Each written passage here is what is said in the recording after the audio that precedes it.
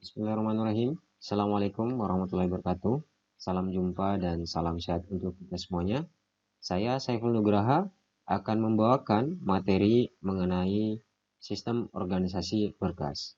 Jadi, buat teman-teman sekalian yang mengikuti atau mengambil mata kuliah sistem organisasi berkas, bisa melihat dan juga mengikuti video ini sebagai bahan pembelajaran dimanapun kalian berada. Oke, langsung saja kita ke pembahasan.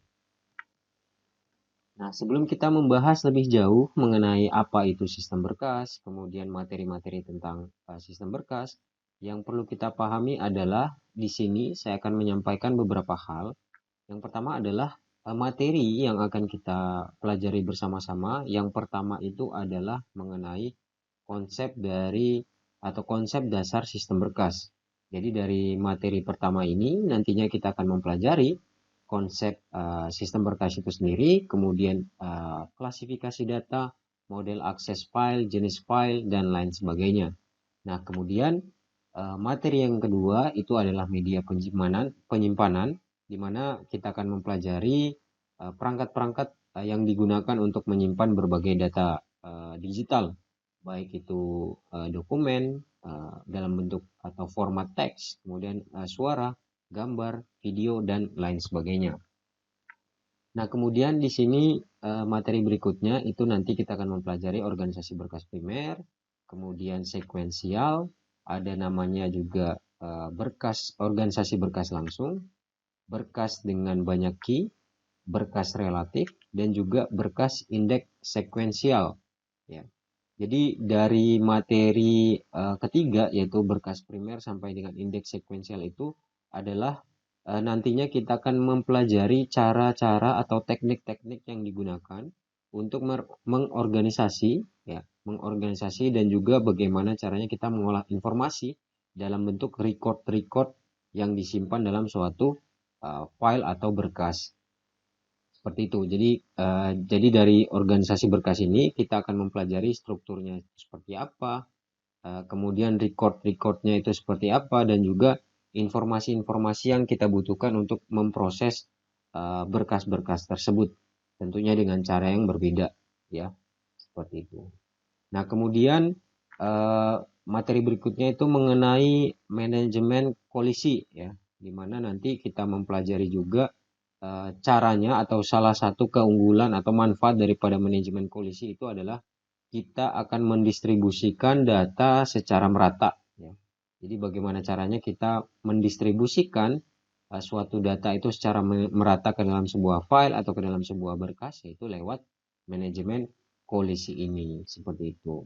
Nah, kemudian ada juga yang namanya pengurutan rekaman. Ya. Ini hubungannya dengan struktur data, ya bagaimana kita mensorting suatu data atau record data.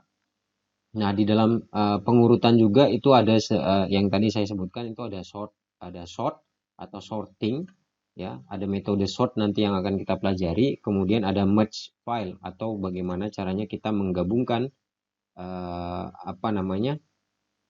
file-file atau record-record dalam suatu berkas. Kemudian yang terakhir itu adalah pengenalan kontrol input output. Ya, sejauh ini kontrol input dan output dari suatu file atau dari suatu berkas itu adalah bagaimana caranya kita menentukan suatu jalan atau pathway-nya itu bagi aliran data uh, ke dalam suatu memori seperti itu. Oke. Nah, di sini adalah materi yang pertama, yaitu tentang konsep daripada atau konsep dasar sistem berkas. Jadi di sini ada beberapa definisi. Yang pertama itu adalah berkas adalah kumpulan informasi berkait, ya. Artinya kumpulan informasi yang saling berkaitan satu sama lain, yang diberi nama dan juga direkam pada penyimpanan sekunder. Jadi secara garis besar apa yang akan kita pelajari ini adalah yang hubungannya dengan basis data. Jadi buat teman-teman mungkin yang sudah mempelajari atau mengambil mata kuliah basis data tentunya pasti sudah paham, ya, gitu. Bagaimana caranya informasi-informasi terkait itu kita bentuk dalam suatu tabel misalnya, dalam suatu record, kemudian membentuk suatu file, kemudian dari dalam record tersebut dari dalam kumpulan record-record tersebut itu adalah kumpulan informasi seperti itu. Nah, kemudian yang berikutnya itu ada sistem berkas atau pengarsipan adalah suatu sistem untuk mengetahui bagaimana cara menyimpan data dari file tertentu dan organisasi file yang digunakan. Nah, ini berkaitan dengan cara-cara atau teknik-teknik pengorganisasian file tadi. Ya, jadi teknik-teknik nanti yang akan kita pakai atau kita pelajari itu adalah untuk menggambarkan bagaimana sih caranya kita menyimpan suatu record-record tadi atau data-data tadi ke dalam suatu berkas atau file seperti itu. Berikutnya konsep dasar lanjutannya itu adalah definisi atau pengertian daripada sistem akses. Sistem akses di sini adalah cara untuk mengambil informasi dari suatu file. Jadi di sini dijelaskan bahwa cara untuk bagaimana informasi kita ambil suatu informasi dalam suatu berkas itu adalah sistem akses seperti itu.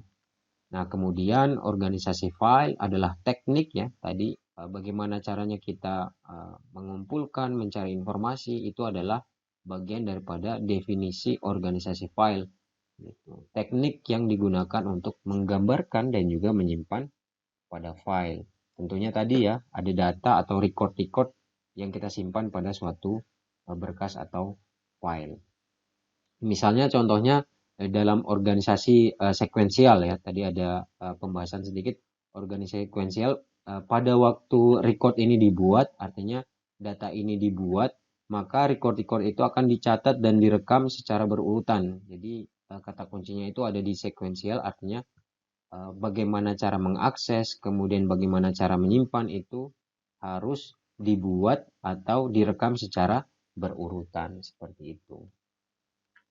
Oke, kita masuk ke istilah-istilah dasar daripada sistem berkas itu sendiri. Itu ada entitas, ya tentunya mungkin teman-teman sudah paham betul ya entitas itu apa. Kemudian atribut, kemudian ada field juga, ada record, ada file, ada basis data, dan juga ada key. Nah, key di sini ada primary key, candidate key, alternative key, dan foreign key ya. Tentunya ini sudah dipelajari juga di mata kuliah basis data. Gitu. Jadi kalau entitas itu adalah suatu objek yang dapat dibedakan dari lainnya. Jadi contohnya itu adalah entitas gaji pegawai, kemudian entitas nomor telepon, entitas nilai ujian, seperti itu.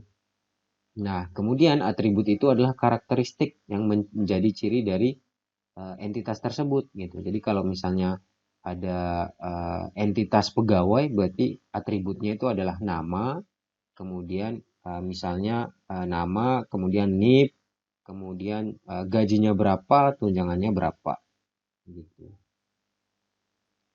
Kemudian ada field juga sampai record dan file dan juga basis data seperti itu. Jadi beberapa ini adalah istilah-istilah dasar daripada sistem berkas. Seperti itu. Nah, kemudian ini kalau kita lihat di sini ini adalah tampilan atau suatu visualisasi ya, suatu visualisasi dari tampilan suatu record berkas atau file. Jadi kalau teman-teman lihat di sini ini ada record itu adalah satu kesatuan atau satu baris data ya. Ada satu baris data yang terdiri dari NPM nama, kelas, alamat, dan tanggal lahir itu dikolongkan sebagai field atau kalau kita baca secara sederhana NPM nama, kelas, alamat, dan tanggal lahir ini adalah nama daripada kolom tersebut gitu. Sedangkan satu baris data ini yang disebut record tadi. Dari kumpulan record, misalnya record 1, 2, 3, 4, dan seterusnya itu dikumpulkan menjadi suatu file. Atau kalau di dalam database itu kita simpan dalam suatu tabel database. Seperti itu penggambaran atau visualisasi daripada sistem berkas. Seperti itu. Nah, di sini juga kita mempelajari tentang klasifikasi data. Di klasifikasi data itu sendiri terdapat 3 pengelompokan atau 3 klasifikasi. Apa saja? Yang pertama itu ada kelompok data tetap ya. Kalau kita baca di sini, kelompok data kelompok data tetap adalah kelompok data yang tidak mengalami perubahan atau paling tidak dalam kurun waktu yang lama. Misalnya data pribadi mahasiswa, data mata kuliah, dan lain sebagainya. Gitu. Jadi kalau teman-teman perhatikan, kelompok data tetap ini adalah suatu data yang tidak mengalami perubahan.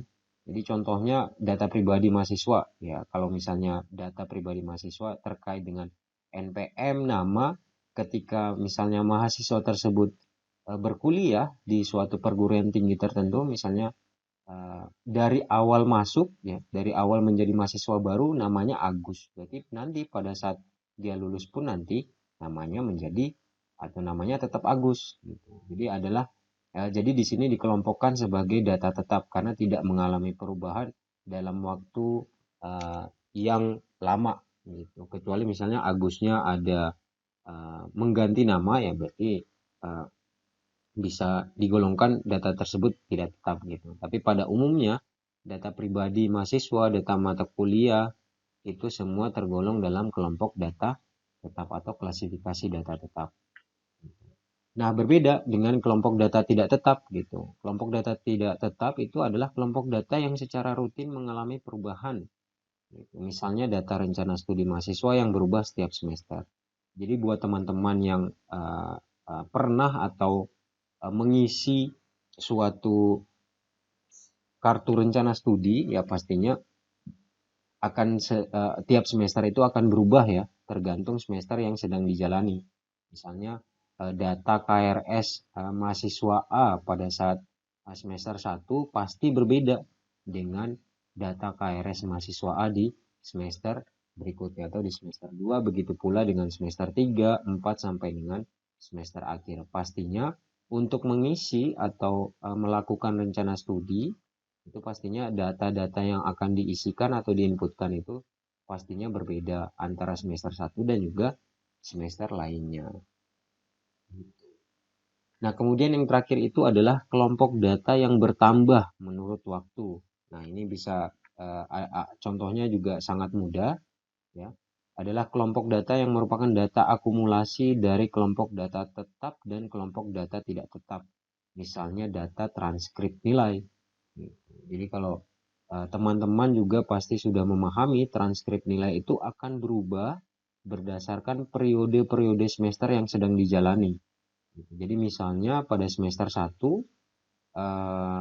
IPK yang diperoleh oleh mahasiswa A itu adalah IPK-nya 3.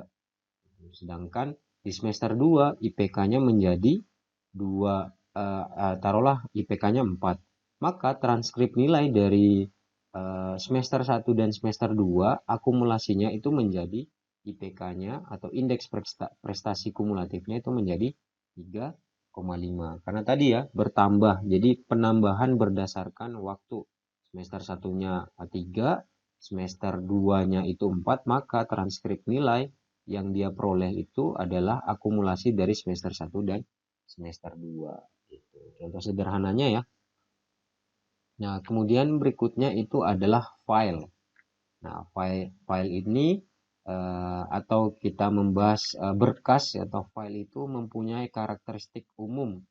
Yang pertama itu persistence. Ya, kalau persistence ini kita terjemahkan secara harafiah itu artinya apa ya? Kokoh juga bisa, kemudian gigih juga bisa. Tapi kalau dibawa ke dalam suatu sistem berkas atau sistem komputer itu lebih diibaratkan dapat digunakan terus-menerus. Gitu. Jadi contohnya tadi ya data mahasiswa.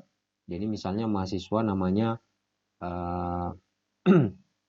Agus, ya, mahasiswa baru namanya Agus. Jadi pada saat dia lulus pun, ya, pada saat dia lulus pun atau misalnya dia sudah tidak menjadi mahasiswa di kampus tertentu, ya namanya tetap Agus. Gitu. Jadi datanya itu persistence, jadi dapat digunakan terus-menerus. Bisa jadi tadi setelah jadi mahasiswa baru, dia digunakan sebagai data alumni dengan nama mahasiswa Agus seperti itu. Nah, kemudian yang kedua itu adalah shareability. Shareability itu maksudnya adalah data atau file tersebut itu bisa dibagikan kepada siapa saja yang ingin menggunakan. Gitu. Misalnya pendataan awal dari mahasiswa itu adalah lewat biro akademik. Nah, dari biro akademik ini akan men-share data-data atau mendistribusikan data-data yang telah menjadi mahasiswa baru ke setiap atau ke fakultas-fakultas yang ada di kampus tersebut. Jadi misalnya dari 1.000 mahasiswa baru yang ada di kampus tersebut didistribusikan atau dibagikan, misalnya 200 di Fakultas Teknik, 200 di Fakultas Pertanian, 200 di Fakultas Hukum, dan lain sebagainya. Itu. Kemudian yang ketiga itu adalah size, ya. Karakteristik daripada file itu size itu hubungannya dengan tadi, ya. Konsep dasar daripada sistem berkas itu adalah dilakukan penyimpanan lewat media penyimpanan sekunder.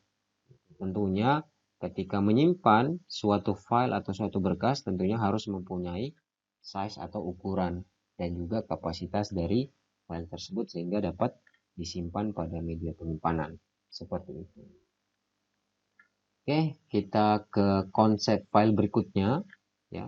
Konsep file berikutnya ini adalah kita harus pahami bahwa setiap berkas, setiap file itu terdiri dari nama dan juga extensionnya, gitu, ekstensinya. Jadi kalau teman-teman yang sudah sering mengelola data di dalam komputer pasti tahu ya. Gitu. Misalnya kalau data Word itu berarti kan namanya kita berikan nama, misalnya tugas, kemudian ekstensinya itu menjadi titik docx misalnya. Jadi konsep file yang pertama itu adalah mempunyai nama dan juga ekstensi. Seperti itu. Makanya di sini kita bisa lihat ada beberapa ekstensi yang ada. Ya, misalnya di sini ada .jpg gitu. Jadi file atau berkas ini adalah mempunyai dengan format JPG adalah uh, uh, file atau berkas gambar ya, still picture encoded with the JPEG standard.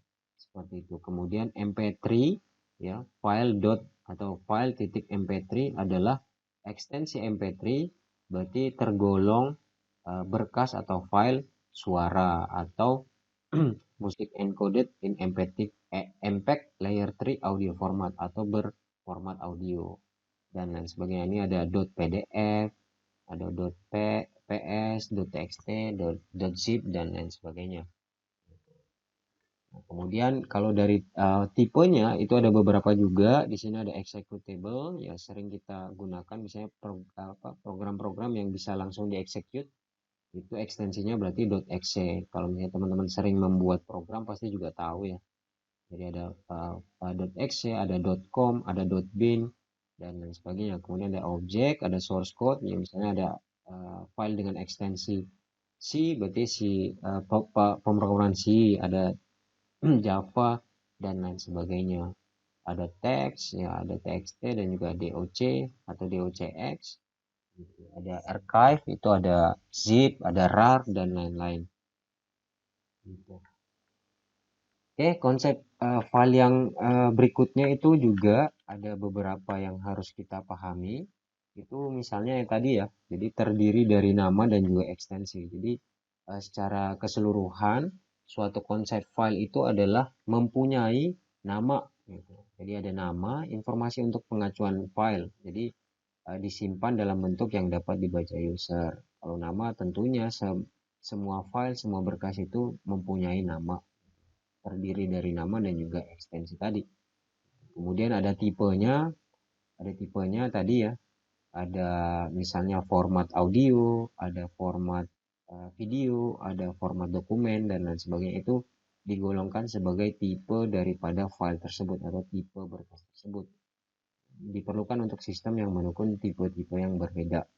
Nah, lokasinya ini kita harus tahu juga gitu. Jadi buat teman-teman tadi yang misalnya sering mengelola data di komputer pasti lokasinya atau path-nya itu harus tahu gitu ya. Jadi pointer ke lokasi file pada perangkat. Jadi misalnya ada c.2/dokumen/tugas/tugas .docx, berarti lokasinya itu tadi gitu, dengan file yang bernama tugas.docx atau tipenya dokumen dengan nama tugas. Kemudian ada size juga, ukuran file, ada proteksi, dan juga ada time, date, and user identification. Jadi di sini kita lihat kalau misalnya teman-teman membuat atau membuka suatu berkas atau file tertentu, kita coba klik kanan gitu ya, teman-teman klik kanan properties, itu semua ada di sini. Mulai dari nama, kemudian tipenya itu apa, lokasinya itu di mana, ukurannya berapa, mungkin sampai dengan aplikasi untuk membuka file tersebut. Gitu. Jadi kalau misalnya kita klik kanan di suatu file, klik kanan properties, itu di situ semua adalah identitas-identitas yang dipunyai oleh suatu file atau berkas tersebut. Jadi misalnya nama, tipe, lokasi, dan lain-lain. Oke, ke direktori ya, direktori atau sederhananya biasanya kita sebut dengan folder ya, berisi informasi mengenai file. Kebanyakan informasi berkaitan dengan penyimpanan. Ya lagi-lagi ya, untuk berkas ini atau informasi-informasi yang kita bahas di sistem organisasi berkas ini, kaitannya itu adalah dengan media penyimpanan. Bagaimana cara mengakses media penyimpanan tersebut, bagaimana mengambil data tersebut, file tersebut yang ada di dalam media penyimpanan. Gitu. Nah, biasanya dimiliki sistem operasi dan dapat diakses dengan rutin di sistem operasi ya, sama ya. Jadi sederhananya direktori ini disebut dengan folder ya. Kalau teman-teman bikin folder atau biasa disebut buat direktori, yaitu berarti adalah membuat media penyimpanan ya, media penyimpanan yang berisi dengan informasi mengenai file seperti itu. Lanjutannya di sini ada pandangan pemakai, menyediakan pemetaan nama file ke file. Informasi terpenting pada direktori adalah berkaitan dengan penyimpanan, termasuk lokasi dan ukuran penyimpanan file. Jadi di sini juga konsep pentingnya itu ada hierarki direktori. Jadi untuk menentukan lokasi kita harus tahu hierarkinya itu seperti apa. Lokasi file tersebut ada di mana, tentunya dengan menentukan atau mengetahui hierarki dari direktori itu seperti apa. Jadi misalnya tadi ya, ada C, kemudian ada dokumen, kemudian direktori selanjutnya itu ada tugas, kemudian misalnya ada direktori lanjutan lagi tugas besar, dan lain sebagainya. Jadi setelah hierarkinya itu kita ketahui, jalur pengaksesannya pun kita harus ketahui. Gitu. Di situ yang disebut dengan path name. Gitu. Nah, kalau di sini perintah-perintah memanipulasi direktori, ya berarti caranya kita memanipulasi misalnya ubah nama, hapus file, atau hapus direktori, dan lain sebagainya. Gitu ya.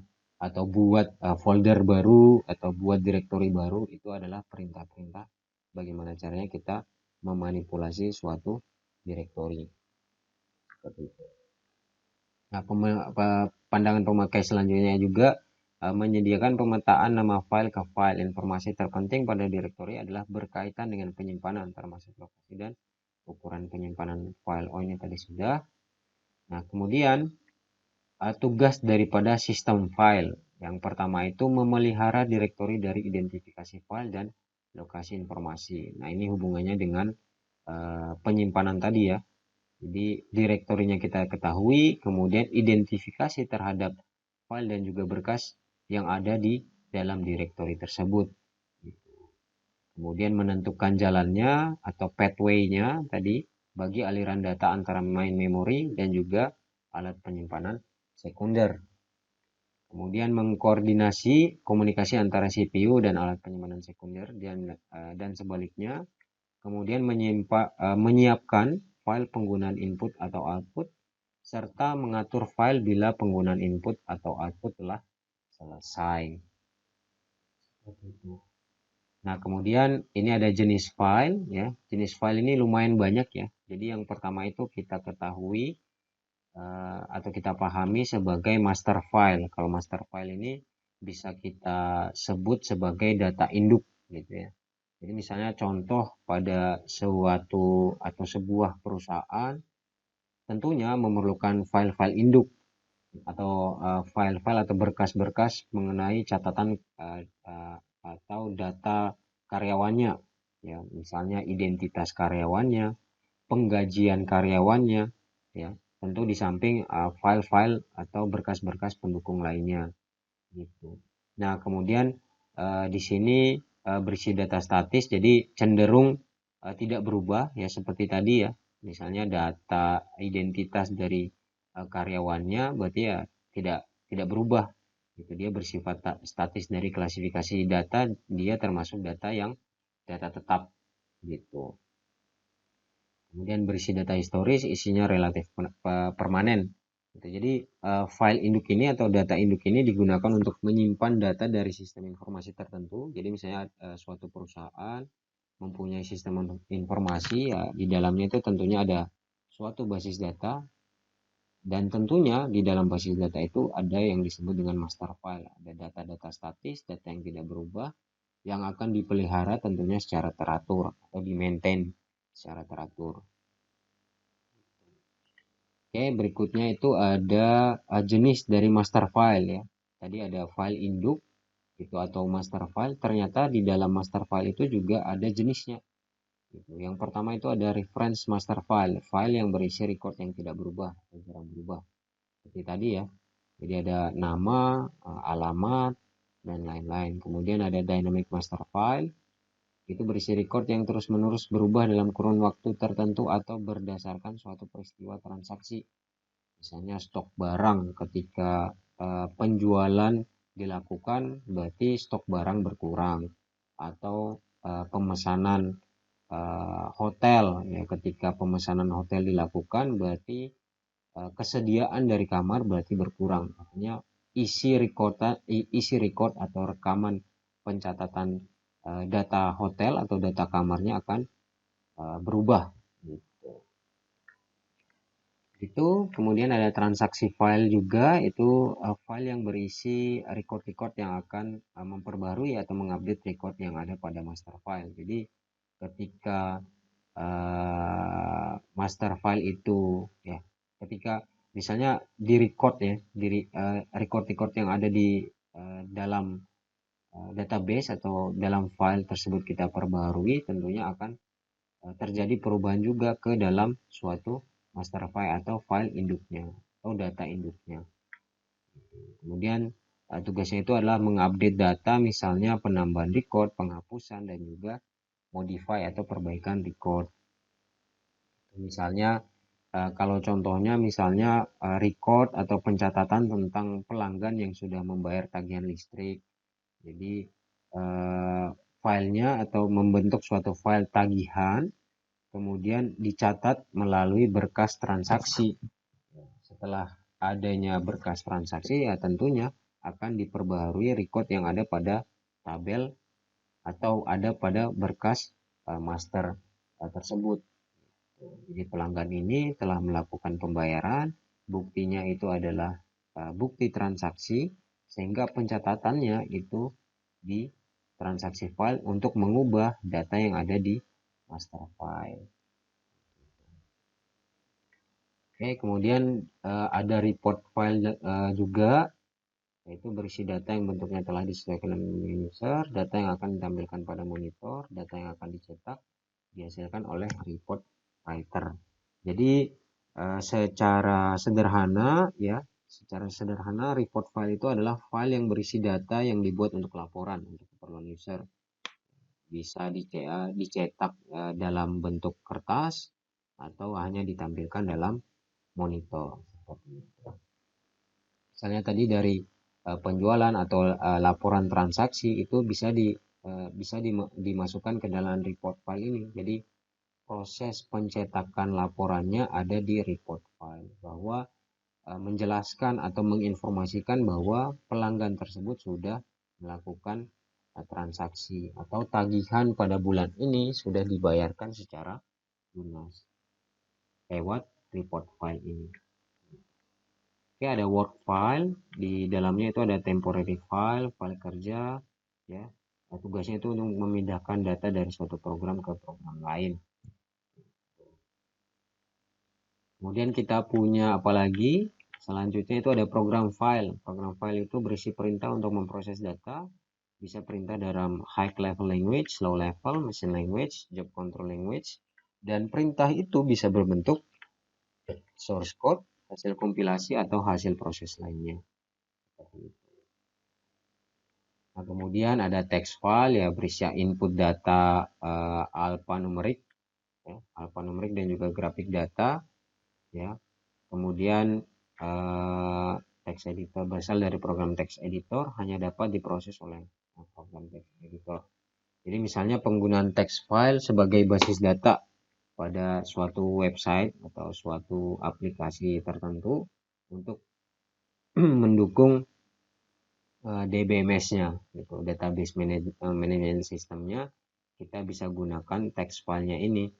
Jadi asalnya dari program text editor. Jadi kalau teman-teman biasa mengekspor data lewat Excel misalnya ke dalam suatu aplikasi, yaitu salah satu fungsi atau salah satu kegunaan pemrosesan lewat text file. Kemudian ada dump file ya. File digunakan untuk tujuan pengamanan, mencatat tentang kegiatan pengupdatean, sekumpulan transaksi yang telah diproses atau sebuah program yang mengalami kekeliruan. Contohnya itu adalah membuat salinan dari seluruh data dalam perusahaan tersebut. Jadi ada backup itu yang disebut dengan jenis file dump atau dump file. Tujuannya itu adalah untuk security, mengamankan suatu data-data atau berkas-berkas yang sudah ada. Library file juga, kemudian ada history file. Kalau di sini dibaca library file adalah penyimpanan program aplikasi my object misalnya gitu untuk pembuatan laporan akuntansi. Kemudian ada history file. Ya, ini ada contohnya itu adalah laporan akhir tahunan perusahaan seperti rangkuman seluruh data dalam perusahaan untuk disimpan. Jadi dari history file ini kenapa dibuat laporan akhir tahunan ya, agar misalnya dari histori ya, dari histori pelaporan perusahaan itu bisa dijadikan bahan evaluasi. Misalnya laporan akhir tahun 2021 peningkatan penjualan atau penurunan penjualan bisa jadi bahan evaluasi untuk meningkatkan kinerja di tahun berikutnya.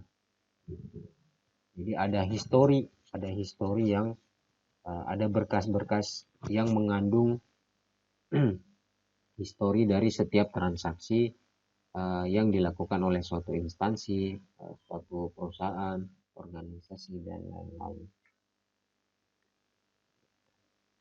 Baik, saya pikir demikian untuk materi mengenai konsep dasar sistem berkas. Jadi kita akan melanjutkan di materi selanjutnya, yaitu materi tentang media penyimpanan. Terima kasih. Wassalamualaikum warahmatullahi wabarakatuh. Sampai jumpa semuanya.